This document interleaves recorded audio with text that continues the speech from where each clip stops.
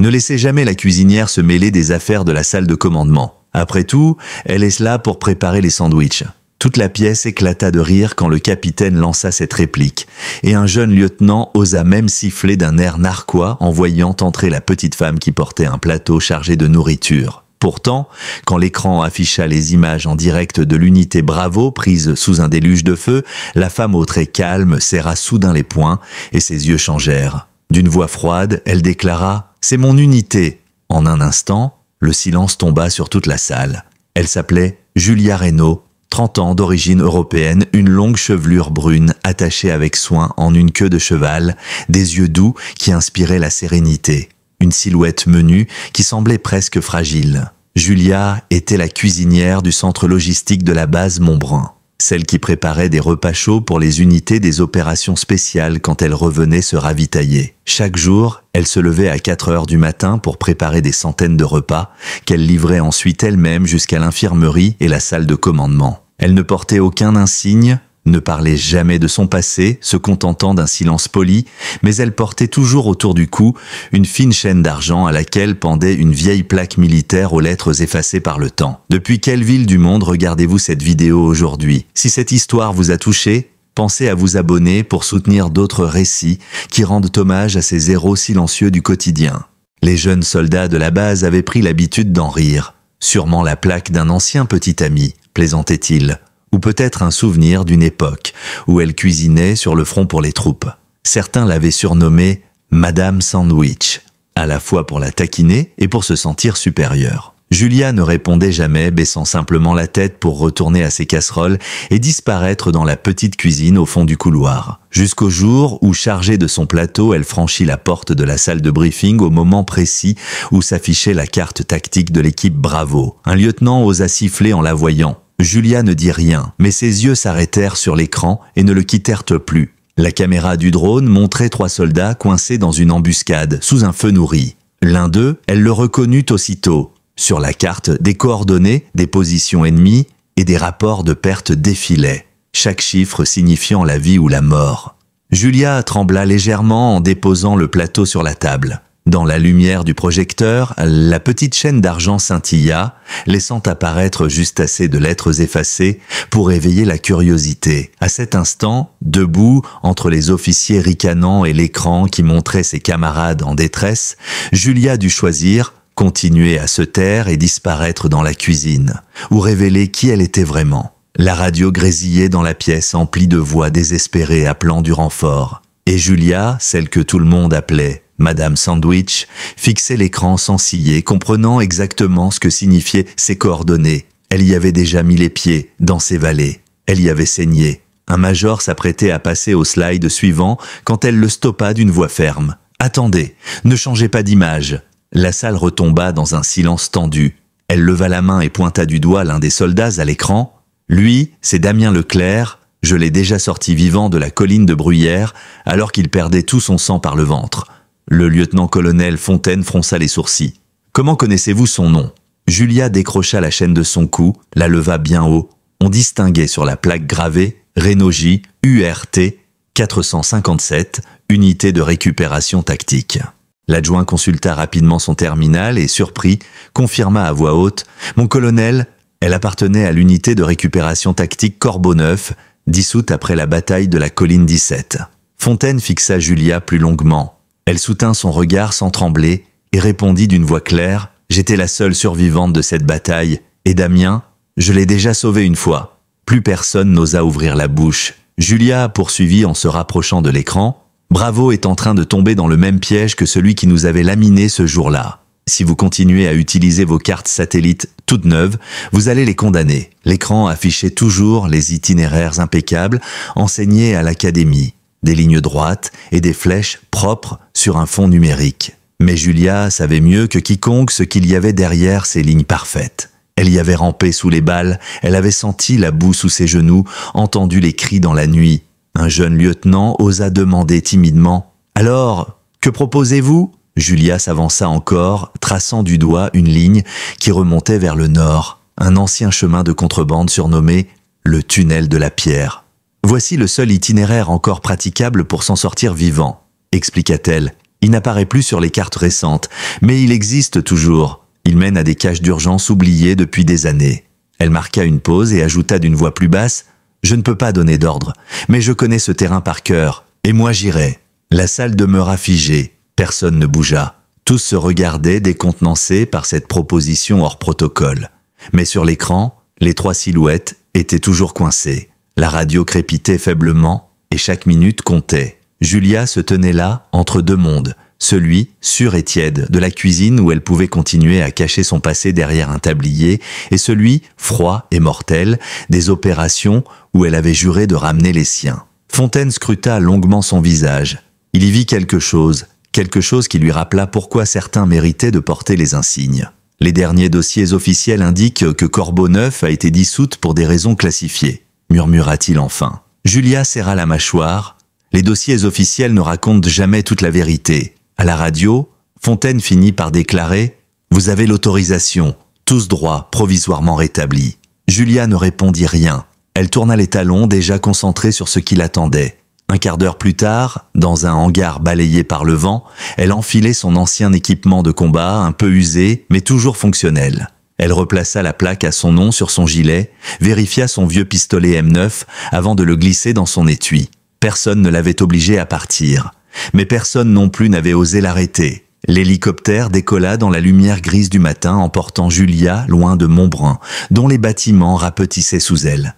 Mais déjà dans sa tête, elle était revenue dans les vallées hostiles, celles qu'elle connaissait mieux que quiconque. Ses mains bougeaient toutes seules, vérifiant l'équipement, dessinant des routes dans son esprit, des gestes 1000 fois répétés qu'aucune cuisine ne pouvait lui faire oublier. 2 heures plus tard, dissimulée à la lisière d'une forêt, la voix dans la radio annonça calmement « Contact établi. Je redirige Bravo maintenant. » La caméra du drone montrait une silhouette solitaire sortant de la lisière des arbres, un fusil en bandoulière, avançant dans un silence spectral. Dans la salle de commandement, les officiers suivaient la scène en direct, captivés, la respiration retenue. La voix dans la radio resta ferme, sans la moindre hésitation. « Je les ai localisés, un blessé grave, 2 encore valides. Début de l'extraction. » Le nom de code employé n'avait pas changé depuis l'époque de Corbeau Neuf, et pourtant, personne n'avait osé le prononcer depuis des années. Dans les sous-bois, Julia progressait avec une assurance déconcertante, chaque pas semblant déjà calculé à l'avance. Pour elle, ces collines n'étaient pas un simple décor numérique sur une carte satellite. Elles étaient un champ de mémoire, de cicatrices invisibles, un labyrinthe qu'elle connaissait mieux que la paume de sa main. La végétation dense lui servait de couverture naturelle et ses gestes étaient précis, méthodiques. Chaque mètre gagné la rapprochait des siens. Elle les trouva finalement, terrés derrière un amas de rochers noircis par les impacts. Damien Leclerc, le soldat qu'elle avait sauvé des années plus tôt, gisait à demi conscient, la poitrine striée de sang. À ses côtés, 2 camarades se relayaient pour le maintenir en vie tant bien que mal, trop épuisés et encerclés pour tenter quoi que ce soit. L'un d'eux leva les yeux en la voyant apparaître, incrédule, et murmura simplement « Mais comment ?» Julia ne perdit pas de temps. « On n'a pas le luxe d'en discuter », dit-elle d'une voix sèche mais calme. Elle se plaça immédiatement aux côtés du blessé, lui parla doucement pour le maintenir éveillé, avant de hocher la tête aux 2 autres. « Vous passez devant moi, je ferme la marche. » Dans la salle de commandement, les images du drone la montraient en train de faire lever les soldats un à un et de glisser le bras de Damien autour de ses épaules. Puis elle traça sur le sol la route à suivre pour les 2 autres, donnant des ordres brefs et clairs. On la vit tirer un pan de toile camouflé pour dissimuler leur départ. Puis, lentement, le petit groupe s'enfonça dans le réseau de sentiers oubliés que Julia avait tracé dans sa mémoire. La progression était lente, mais Julia ne faiblissait pas. Elle anticipait chaque pierre glissante, chaque arbre creux pouvant servir d'abri temporaire. Les 2 autres soldats suivaient ses gestes sans poser de questions, conscients qu'ils avaient en face d'eux quelqu'un qui avait déjà foulé ces terres lorsqu'elles étaient encore en flammes. Dans ses yeux, on lisait la détermination de celle qui avait déjà vu l'enfer et en était revenue. Sur l'écran de la salle de commandement, les officiers observaient, bouleversés. Le colonel Fontaine, d'une voix grave, rompit enfin le silence. « Regardez bien, voilà pourquoi on ne devrait jamais juger quelqu'un à son tablier. » Personne ne répondit, plus personne ne ricanait. De son côté, Julia avait choisi un itinéraire qui contournait tous les points de contrôle ennemis repérés par satellite.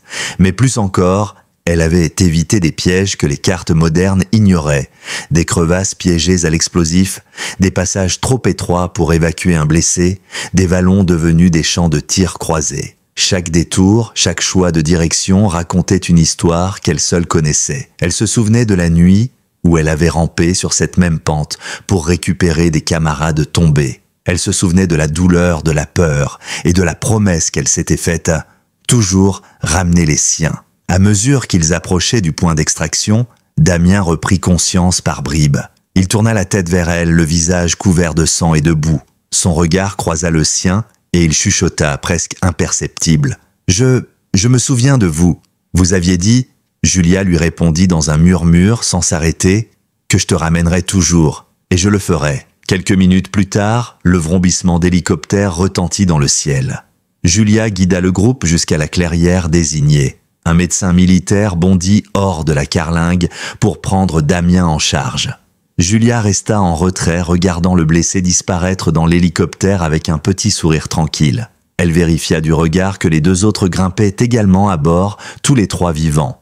Aucun d'eux ne fut perdu cette fois. Quand la porte de l'hélicoptère se referma, Julia se fondit à nouveau dans l'ombre des arbres. À Montbrun, quand elle descendit du vol de retour, elle ne se rendit ni au centre de commandement, ni dans les quartiers des officiers. Elle regagna directement sa petite cuisine, où l'odeur du pain grillé et des légumes frais l'attendait. Un jeune assistant, les yeux ronds, la vit réapparaître. « Julia, vous êtes ?» commença-t-il, mais elle se contenta de lui adresser un sourire léger. « Ils sont en sécurité maintenant, je dois me laver les mains. » Ceux qui croisèrent son chemin ce jour-là remarquèrent pourtant quelque chose de différent dans sa façon de marcher, de se tenir, dans les regards que lui adressaient les soldats de retour de mission. Elle n'était plus seulement Madame Sandwich. Elle était devenue, aux yeux de tous, celle qui avait affronté la mort pour ramener ses frères d'armes. La chaîne d'argent à son cou ne se cachait plus dans son col.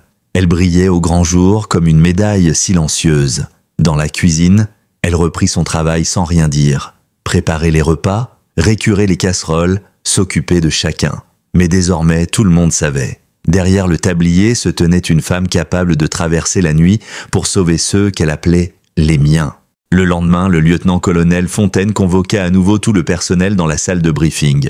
L'ambiance avait radicalement changé. La veille encore, on avait ri à gorge déployée en se moquant de Mets la cuisinière. Cette fois, tout le monde était déjà assis et silencieux quand la porte s'ouvrit. Julia entra discrètement, un plateau de thé fumant à la main comme à son habitude. Les regards se tournèrent vers elle avec un mélange de respect et d'embarras. Elle traversa la pièce d'un pas tranquille et posa la théière sur le bureau de Fontaine. Celui-ci ne la remercia pas immédiatement. Il resta debout face à ses officiers, puis d'une voix ferme déclara « Nous allons revoir la nouvelle route d'extraction, celle qui a été proposée par notre personnel de cuisine. » Le silence fut presque palpable. Sur l'écran, la carte affichait la route que Julia avait tracée la veille au doigt. Cette ligne oubliée que personne ne retrouvait dans les archives numériques. Aucun officier n'eut l'audace de sourire ou de lever les yeux au ciel. Tous fixaient la carte, comprenant enfin qu'elle représentait la différence entre la vie et la mort pour ceux de l'unité Bravo. Fontaine posa alors une petite boîte en velours sur la table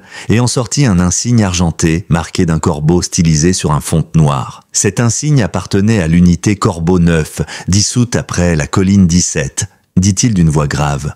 Nous savons désormais qu'au moins un soldat a continué d'honorer ce nom, même après sa disparition des registres. Il fit un pas vers Julia, tendit la main et posa l'insigne devant d'elle sur le bureau. « C'est votre insigne, Reynaud. Vous êtes la seule ici à en avoir jamais été digne. » Elle resta un moment sans bouger, les yeux baissés vers la petite pièce de métal. Puis, elle redressa la tête et répondit calmement. « Je n'ai pas besoin de reconnaissance, mon colonel. J'ai simplement fait ce qu'il fallait, parce qu'ils sont toujours ma famille. » Elle croisa alors le regard des jeunes officiers assis autour de la table. Ceux qui, quelques heures plus tôt, la sifflaient et la moquaient, détournèrent maintenant les yeux, rouges de honte.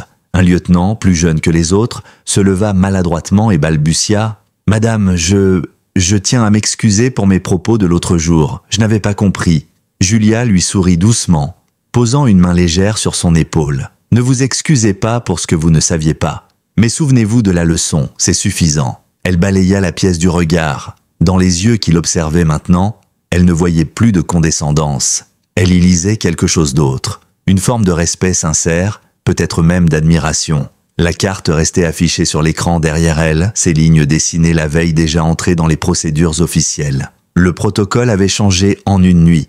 Elle reprit son plateau, se tourna vers la porte, puis s'arrêta et sans se retourner, lança d'une voix douce mais ferme « Messieurs, la prochaine fois que vous verrez quelqu'un en tablier, souvenez-vous simplement qu'il ou elle pourrait bien être la raison pour laquelle vous êtes encore en vie aujourd'hui. » Le bruit discret de la porte se refermant derrière elle résonna comme un écho dans la salle. Fontaine fixa quelques instants encore l'insigne corbeau neuf posé sur la table. Puis il releva la tête et balaya la salle du regard. « Des questions sur la procédure ?» demanda-t-il d'un ton sec. Personne n'eut la témérité de répondre. Dans la cuisine, Julia rangeait déjà ses ustensiles. Elle avait remis son tablier blanc, recommencé à couper des légumes, à aligner des assiettes. Mais ceux qui passaient devant la porte s'arrêtaient, la regardaient différemment. Désormais, tous savaient. Cette femme, que l'on avait appelée Madame Sandwich, avait marché là où personne n'osait s'aventurer. Elle avait traversé la nuit pour sauver ceux que le reste du monde croyait perdus.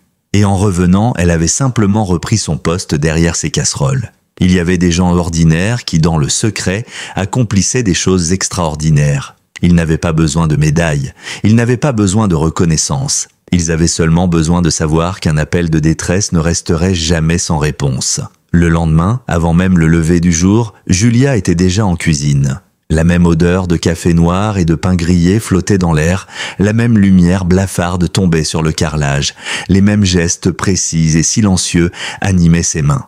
Pour elle, il n'y avait pas de raison de bouleverser le rituel. Tout le monde comptait encore sur un petit déjeuner chaud. Pourtant, dans le réfectoire, l'ambiance n'avait plus rien à voir. Chaque soldat qui croisait son regard baissait légèrement la tête, non plus par dédain, mais avec le respect qu'on réserve à quelqu'un dont on connaît enfin le vrai visage. Même les plus jeunes, ceux qui la surnommaient autrefois Madame Sandwich, se taisaient désormais en la voyant passer. Plus tard dans la journée, Fontaine la fit mander une dernière fois dans la salle de commandement. L'unité Bravo était rentrée la veille, 3 soldats vivants grâce à elle. Le lieutenant-colonel resta debout, les mains croisées derrière le dos, et lorsque Julia entra, il se contenta d'un simple hochement de tête. Il tenait toujours dans sa main l'insigne corbeau neuf, qu'il fit doucement tourner entre ses doigts, avant de le déposer à nouveau sur la table. « Vous savez, dit-il d'une voix plus grave qu'à l'accoutumée, certains hommes et certaines femmes ont tendance à se cacher derrière les rideaux de la cuisine parce que c'est plus facile que de se rappeler ce qu'ils ont perdu. Et pourtant, quand il faut, ils savent encore marcher dans la tempête. » Julia garda le silence quelques secondes, puis répondit calmement. « Je ne suis pas une héroïne, je n'ai jamais cherché la lumière, mais j'ai toujours su qu'on ne laisse personne derrière, pas tant que je peux encore marcher. » Il hocha lentement la tête, comme s'il comprenait mieux qu'il ne voulait l'admettre. Puis, il désigna l'insigne posé sur la table. « Il vous attendra ici, Reynaud. Vous seul déciderez quand il sera temps de le reprendre. » Elle inclina la tête en guise de remerciement, puis tourna les talons, le tablier blanc encore noué autour de la taille. Quand elle referma doucement la porte derrière elle, Fontaine la suivit des yeux quelques instants avant de murmurer à voix basse pour lui-même « Pas besoin de titre, pas besoin de galon. Vous avez toujours été l'une des nôtres. » Dans la cuisine, Julia se remit à la tâche comme si rien ne s'était passé. Elle hachait des légumes, disposait des tranches de pain, surveillait une marmite qui fumait doucement. Mais chaque soldat qui passait la regardait autrement. Désormais, chacun savait. Derrière ce tablier et ses gestes ordinaires se cachait une femme qui avait traversé la guerre, une femme qui connaissait chaque sentier, chaque rocher, chaque souvenir sanglant de ces vallées hostiles. On raconte que ce jour-là, Damien Leclerc, encore sous perfusion à l'infirmerie, demanda qu'on lui apporte une assiette préparée par Julia. Quand elle entra dans la chambre, il lui sourit faiblement et murmura « Vous aviez promis que vous me ramèneriez, et vous l'avez fait. » Elle se contenta de lui tapoter l'épaule et répondit avec un sourire presque imperceptible « Je tiens toujours mes promesses. » Et le soir, quand elle rentra dans son modeste logement sur la base, Julia décrocha la chaîne d'argent de son cou, la plaça délicatement sur la table de chevet et laissa l'insigne gravé « Corbeau neuf » à côté. À la lumière de la lampe, les 2 pièces d'argent scintillaient discrètement, comme un souvenir d'une époque où elle avait tout donné et où elle avait tout perdu. Julia Reynaud ne courait pas après les honneurs. Elle ne cherchait pas à paraître. Tout ce qu'elle voulait, c'était que lorsqu'un appel à l'aide retentirait à nouveau, quelqu'un y réponde. même si ce quelqu'un devait être celle que tout le monde croyait condamnée à rester derrière un comptoir, les mains couvertes de farine, plutôt que de poudre. Il y a des héros silencieux, des hommes et des femmes qui n'apparaîtront jamais dans les journaux, dont les noms ne sont gravés sur aucune stèle. Des visages anonymes, perdus dans la masse, mais qui portent des cicatrices que peu seraient capables de supporter. Ils ne demandent pas la reconnaissance, ils n'ont pas besoin d'applaudissements. Tout ce qu'ils veulent, c'est une seule chose, que personne ne soit laissé derrière. Et c'est pour cela que, le lendemain, lorsque la sonnette de la cuisine retentit au petit matin, Julia remit son tablier et se remit à la tâche comme si de rien n'était. Elle coupa des tomates, garnit des sandwichs, servit du café. Les soldats défilaient en silence, prenant leur assiette et murmurant à peine « Merci madame » qu'elle accueillait d'un sourire discret. Certains héros ne portent pas d'uniforme. Certains héros ne tiennent pas un fusil. Parfois, ils tiennent une louche et portent un tablier. Et ils font tout ça parce que c'est ce qu'il faut faire. Alors, la prochaine fois que vous croiserez quelqu'un d'ordinaire, souvenez-vous, derrière un simple tablier peut se cacher la raison pour laquelle vous êtes encore en vie aujourd'hui. Et souvenez-vous qu'il y a des gens qui n'ont jamais besoin de reconnaissance pour sauver des vies. Ils ont juste besoin d'une seule chose, qu'on n'oublie jamais leurs promesses. Si vous aussi, vous croyez que certains des héros les plus incroyables se trouvent dans l'ombre, à faire leur devoir en silence, laissez un commentaire pour leur rendre hommage et abonnez-vous à la chaîne. Nous racontons ces histoires pour que des noms comme Corbeau Neuf ne tombent jamais dans l'oubli.